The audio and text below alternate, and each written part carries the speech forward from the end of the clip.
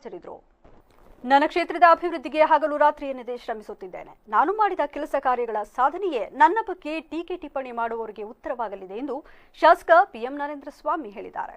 ಮಳವಳ್ಳಿ ತಾಲೂಕಿನ ವಿವಿಧ ಗ್ರಾಮಗಳಲ್ಲಿ ಎಸ್ಟಿಟಿಪಿ ಯೋಜನೆ ಅಡಿಯಲ್ಲಿ ಮಂಜೂರಾಗಿದ್ದ ಸುಮಾರು 5 ಕೋಟಿ ರೂಪಾಯಿ ಹೆಚ್ಚು ವೆಚ್ಚದ ಪರಿಶಿಷ್ಟ ಜಾತಿ ಕಾಲೋನಿಯ ರಸ್ತೆ ಅಭಿವೃದ್ಧಿ ಕಾಮಗಾರಿ ಮತ್ತು ಗ್ರಾಮಗಳ ರಸ್ತೆ ಸಂಪರ್ಕ ಕಾಮಗಾರಿಗಳಿಗೆ ಗುದ್ದಲಿ ಪೂಜೆ ನೆರವೇರಿಸಿ ಮಾತನಾಡಿದ ಅವರು, ಕ್ಷೇತ್ರದ ಸರ್ವಾಂಗೀಣ ಅಭಿವೃದ್ಧಿಗೆ ಒಂದು ನೀಲಿನಕ್ಷೆಯನ್ನು ತಯಾರು ಮಾಡಿಕೊಂಡು ಜನರಿಗೆ ಮೂಲಭೂತ ಸೌಕರ್ಯಗಳನ್ನು ಒದಗಿಸಿಕೊಡುವ ಜವಾಬ್ದಾರಿ ನನ್ನ ಮೇಲಿದ್ದು, ಅದರ ಸಲುವಾಗಿ ನಾನು ಕಾರ್ಯನಿರ್ವಹಿಸುತ್ತಿದ್ದೇನೆ.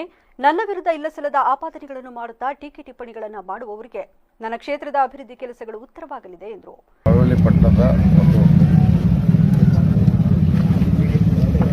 ಪಶುಪಾಲನಾ ಮತ್ತು ವೈದ್ಯಕೀಯ ತರಬೇತಿ ಕೇಂದ್ರ ವೆಟರ್ನರಿ ಟ್ರೈನಿಂಗ್ ಸೆಂಟರ್ ಮಳವಳ್ಳಿ ಅದನ್ನು ಕೂಡ ಉದ್ಘಾಟನೆ ಇಟ್ಕೊಂಡು ಒಟ್ಟು ಇವತ್ತು 13 ಕೋಟಿ 40 ಲಕ್ಷದ ಕಾಮಗಾರಿಗಳಿಗೆ ನಾನು ಚಾಲನೆ ಕೊಡ್ತಾ ಇದ್ದೀನಿ. ಗ್ರಾಮೀಣ ಭಾಗದ ಮೂಲಭೂತ ಸೌಕರ್ಯಗಳ ಕೊರತೆ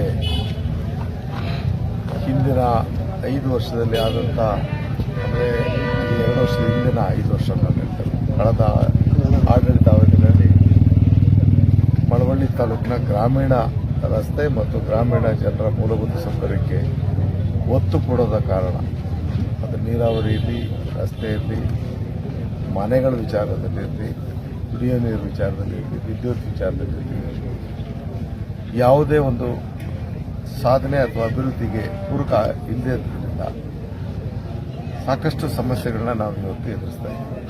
ಅವುಗಳ ಒಂದು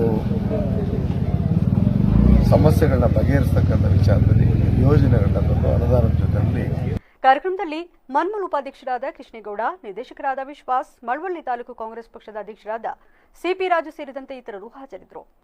ಸಾಮಾಜಿಕ